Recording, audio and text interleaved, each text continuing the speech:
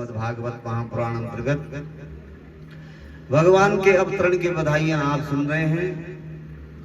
इधर बधाइयां और खुशियां ही खुशियां हैं, लेकिन मथुरा में कंस की खोपड़ी खराब है।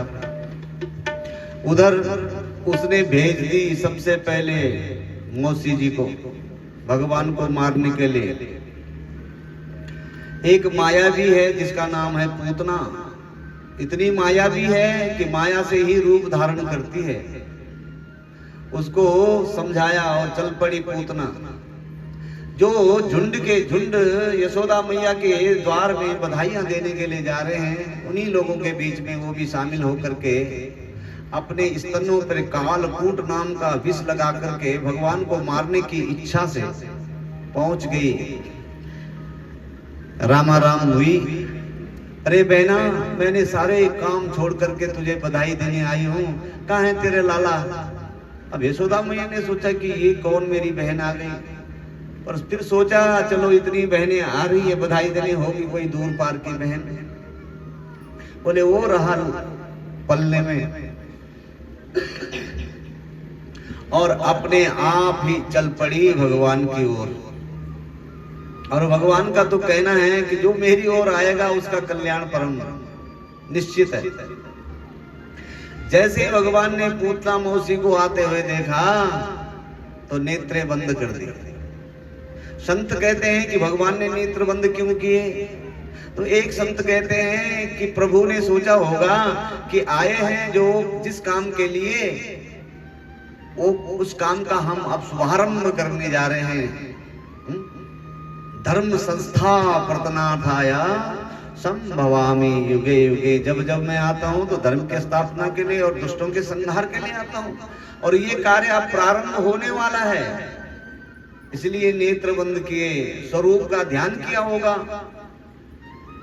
या फिर इसलिए ही किया होगा कि प्रभु ने सोचा कि भाई हम आए थे ब्रजमंडल में माखन मिश्री का स्वाद लेने के लिए, लेकिन अभी तो ब्रजमंडल में हम बाहर गए नहीं, और मौसी जी हमको पिलाने आ गई जहर। तो शायद इसलिए नेत्र बंद किए होंगे कि भाई शंकर भगवान का ध्यान कर रहे होंगे कि हे शंकर भोले बाबा, जहर वहर पीना आपका काम है। जैसे हलाहल विष निकला था समुद्र मंथन से, और आपने उसको न अंदर किया न बाहर, कंठ में धारण कर लिया, तो आप आज इस पूतना के जहर को भी जो इसने अपने स्तनों पे लगा के आई है, उसका सेवन आप करो, दूध हम पिएंगे।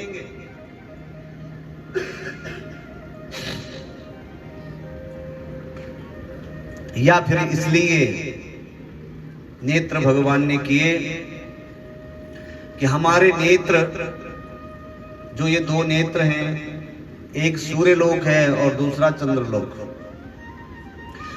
जब जीव का भगवान के द्वारा उद्धार होता है तो वो जीव परमपिता परमेश्वर के मोक्ष की प्राप्ति के लिए सूर्य लोक और चंद्र लोक से ही मार्ग गमन करता है। नेत्र कहते हैं कि ये पापिनी है और ये अब भगवान के हाथों मारे जाएगी, और जो भगवान के हाथों मारे जाते हैं वो तो भगवान के ही लोक को प्राप्त होते हैं। लेकिन हम इसको मार्ग नहीं देंगे, रास्ता नहीं देंगे, इसलिए नेत्र बंद हो गए। या फिर भगवान ने इसलिए नेत्र बंद कर दिए कि ये जो पूतना है ये है मायावती, और मैं क्या हूं? मायापति। तो मायापति के सामने मायावती की चलने वाली नहीं है। भगवान के आगे मेरे सामने इसकी चलने वाली नहीं है। अगर मैंने नेत्र खुले रखे तो ये जैसे मेरी दृष्टि इसके ऊपर पड़ेगी तो ये अपने वास्तविक स्वरूप में आ जाएगी, और पूतना का जो वास्तविक स्वरूप है उसको देख करके यहाँ पर सब लोग भयभीत हो जाएंगे, हड़बड़ मच जाएगी, भगदड़ मच जाएगी, तो लोग ऐसे ही मर जाएंगे। इसलिए नेत्र बंद हो गए कि हम इसको मारेंगे, लेकिन दूर जाकर के ले जाकर के मारेंगे, यहां पर नहीं मारेंगे। इसलिए नेत्र बंद कर दिए। अथवा भगवान कहना चाहते हैं कि दृष्टिपात वहां करो जो दृष्टि का पात्र हो। कुपात्र के ऊपर कभी अपनी दृष्टि मत डालो, गलत चीजों के ऊपर अपनी दृष्टि मत डालो, कहीं कभी मत देखो, गलत चित्रों को मत देखो, क्योंकि हमारे वेद भगवान कहते हैं कि भद्रम कर्णेभिः शृणुयाम देवः भद्रम पश्येमाक्षभिर्यजत्राः। वेद भगवान कहते हैं कि आंखों से सुंदर कल्याणकारी दिव्य स्वरूप का दर्शन करो, जीवन कल्याणकारी होगा। गलत चीज देखोगे तो बुद्धि बिगड़ सकती है। इसलिए हमारे कान सदैव प्रभु की लीलाओं का श्रवण करें, हमारे नेत्र भगवान के सदैव दृश्यों का, भगवान के चित्रों का दर्शन करें, हमारी वाणी से केवल भगवान के गुणानुवाद गाए जाएं। ये वेद भगवान कहते हैं। और एक सुंदरी राम अवतार में भी भगवान श्री राम के सामने आई थी और वहीं से भगवान श्री राम ने भी शुभारंभ किया था, तो वहीं से किया था, सुपर्णखा से। और यहाँ भी भगवान का पहला जो सामना हो रहा है वो भी एक राक्षसी से हो रहा है। वहां राम अवतार में भी राक्षसी से हुआ था। वो राक्षसी जो थी सुपर्णखा, वो विभावित थी और घूमते घूमते जैसे वो श्री राम जी के जब दर्शन उसने किए तो मोहित हो गए भगवान पर और भगवान के सामने गई, उनसे प्रणय निवेदन किया, विवाह का निवेदन किया, जबकि वो विवाहित थी। और कहती है भगवान श्री राम जी से कि ताते अब लगी राम कुमारी, ताते अब लगी रहम कुमारी, मनु माना कछु तुम ही निहारी, मन मानहु कछु तुम ही निहारे। जैसे उस सुपर्णखा ने भगवान श्री राम जी को देखा तो झूठ बोलती है कि वैसे तो आप भी मेरे लायक नहीं है, क्योंकि जितनी सुंदर मैं हूं उतने सुंदर आप नहीं है, क्योंकि आप सांवले सांवले हैं। लेकिन जब मैंने संसार में ढूंढा अपने लायक वर को, अपने जैसा कोई पति देव लड़का ढूंढा मैंने अपने लिए, तो कोई नहीं मिला। लेकिन आज आपको देख करके कुछ मेरा मन कहता है, पक्का तो नहीं कह रहा है, मन माना कछु मतलब कुछ कह रहा है, मन थोड़ा टिक रहा आप पे। इसलिए मैं निवेदन करती हूँ आपसे कि आप मेरे से विवाह करें। भगवान श्री राम ने एक बार भी उस सुपर्णखा के ऊपर अपनी दृष्टि नहीं डाली। हाँ, बातें जरूर की। देखते हैं मैया सीता की ओर और उत्तर देते हैं सुपर्णखा को, बोले देख नहीं रही है, हमारे साथ तो है। हाँ, अकेले हमारे भाई हैं, वहां जाकर के देखो। वहां जाती है, लक्ष्मण जी तो और भी भगा देते हैं, प्रसंग बहुत बड़ा है। तो श्री राम जी के पास आती है, फिर राम जी फिर भेजते हैं और लक्ष्मण जी ने फिर वही, क्योंकि देखिए कोई कितना भी सुंदर है, बहुत सुंदर है कोई, लेकिन नाक थोड़ा गड़बड़ हो जाए तो सारी सुंदरता चौपट हो जाए। और चाहे कोई कितना भी कुरूप है, लेकिन नाक ठीक होना चाहिए। हमारी सुंदरता किससे है? तो बोले जा, लक्ष्मण जी ने बोला अब तू जिस सुंदरता पे तू इतना मत है तुझे, हम तुझे जो है सुंदर विहीन कर देते हैं, जाओ। और वही किया। सुखदेव जी कहते हैं, परिचित जब पूतना को आते हुए देखा भगवान ने तो नेत्र बंद कर दिए। पूतना ने उठा लिया बालक को और अपने आप स्तन अपना भगवान के मुंह में दे दिया। भगवान ने नेत्र बंद किए। पहले तो जो जहर लगा था वो पिया और उसके बाद भगवान ने पूतना का दुग्ध पान किया, स्तन पान किया और धीरे धीरे जब स्तनों में दूध भी खत्म हो गया तो धीरे धीरे उसके प्राण पीने लगे। और जब प्राण पीने लगे तो कहती है पूतना, मुंच मुंच मुंचालितम मिति प्रभाषिणी, अरे छोड़ मुझे, छोड़ मुझे, छोड़। भगवान कहते हैं, मौसी जी हम ऐसे तो किसी को पकड़ते नहीं हैं, और जब पकड़ लेते हैं तो फिर जल्दी से छोड़ते भी नहीं हैं। अब तो तुम्हारा कल्याण करके ही तुम्हें छोड़ेंगे। जब नहीं छुड़ा सकी अपने स्तनों से भगवान को, तो भगवान को उठा करके ही दौड़ पड़ी और दौड़ करके दूर जा करके जब पहुंची और भगवान ने दृष्टि डाली पूतना पे, तो पूतना अपने वास्तविक स्वरूप में आ गई। और वास्तविक स्वरूप तो उसका इतना विकराल, इतना भयंकर था और इतना विशाल था कि जब वो भगवान ने अंतिम प्राण उसके पिए तो वो लड़खड़ा करके जब गिरी तो 6 कोस के जितने भी पेड़ पौधे थे वो तड़ तड़ तड़ तड़ करके सारे टूट गए, गिर पड़े। और उधर जो यशोदा मैया के पास आने वालों की जो भीड़ लगी हुई है, बधाइयां दे जा रहे हैं, वो उनमें से एक दो ने, किसी ने कहा होगा कि भाई कहाँ है तेरा लाला, और देखा तो लाला तो वहां पल्ले में है नहीं। अब तो लग गए ढूंढने, और ढूंढते ढूंढते जैसे पहुंचे, एक ग्वाल बाल कहता है, बोले मैया मैया वो देखो तुम्हारा लाला पूतना की छाती में बैठा हुआ है। और जैसे ये सुना कि राक्षसी के छाती में बालक है तो बेहोश हो गई यशोदा मैया। कोई पंखा हिलाए, कोई पानी पिलाए मेरे लाला को। इधर जो नंद बाबा मथुरा में गए थे कंस के कर्ज को, नासिक कर को चुकाने के लिए, वो जब लौट रहे हैं तो देख रहे हैं कि हमारे गांव का तो मार्ग ही अवरुद्ध हो गया। ग्वाल वालों को आदेश किया, जाओ लाओ अपने घरों से कुल्हाड़ियां, और सारे जो पेड़ टूटे उनकी चिताएं बनाई गई। और उस पूतना को जब जलाया गया तो 40 कोस दूर तक सुगंधी आने लगी।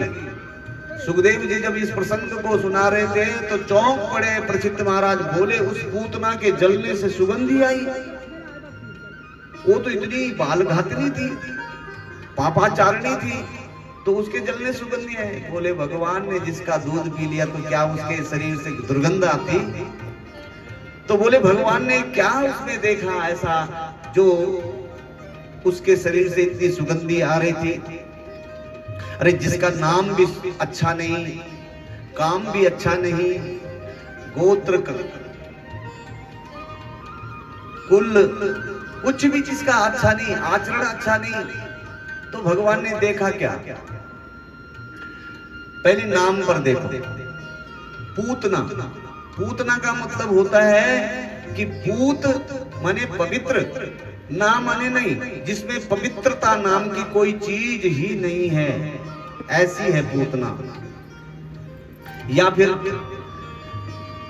पूतना का मतलब कि उत्तानयति पुत्रः, जो बच्चों को, पूतों को, बच्चों को उठाती है, उनका खून पीती है और छोड़ देती है, खून पी करके छोड़ देती है। जिसका रुधिर ही भोजन है, खून पीना जिसका भोजन है, ऐसी ये पूतना है, रुद्रासनः।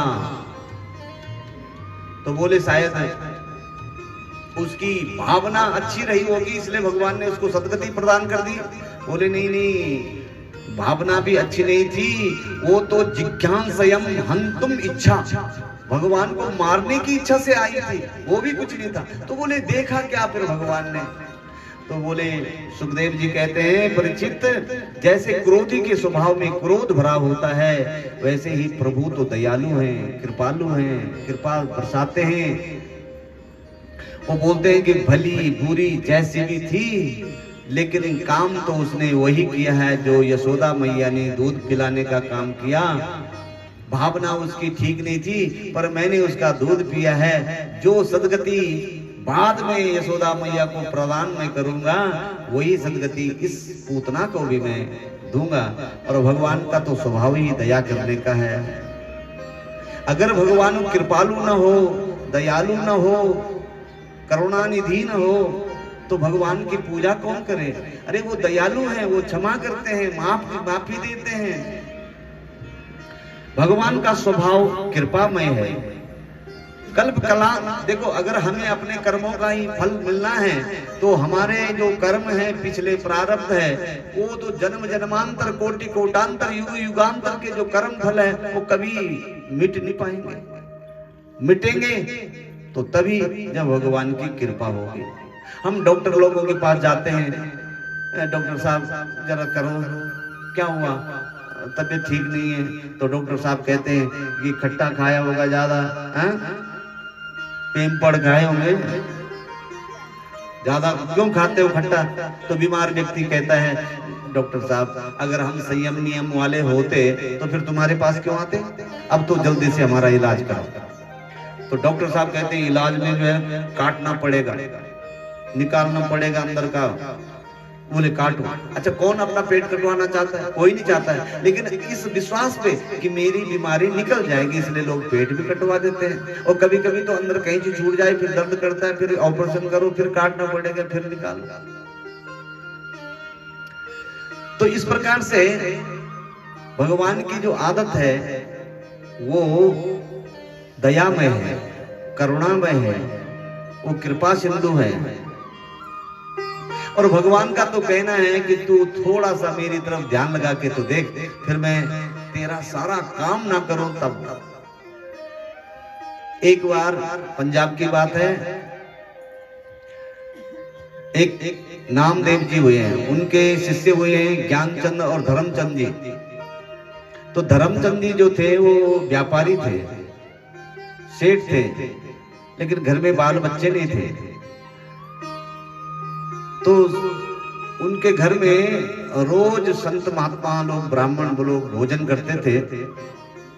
एक दिन सेठानी जी ने कहा, सेठ जी यूं तो ब्राह्मणों और संत ब्राह्मणों को भोजन कराने में बड़ा आनंद आता है, लेकिन मैं थोड़ी सी अब बूढ़ी हो गई, टांगे चलती नहीं है। कोई एक हेल्पर मिल जाता, कोई सेवक मिल जाता तो 2-4 साल और इस भंडारे को चलाते रहते। शाम को बात हुई, बोले सेठ जी ने कहा कोई नहीं, देखेंगे, ढूंढेंगे, कोई मिलेगा तो जरूर रखेंगे। और सुबह को जैसे ही सैर करने को गए तो सामने से एक बालक आया। सेठ जी राम राम। सेठ जी ने कहा राम राम, कहाँ जा रहे हो भाई सुबह सुबह? बोले नौकरी ढूंढने। अरे नौकरी ढूंढने जा रहे हो?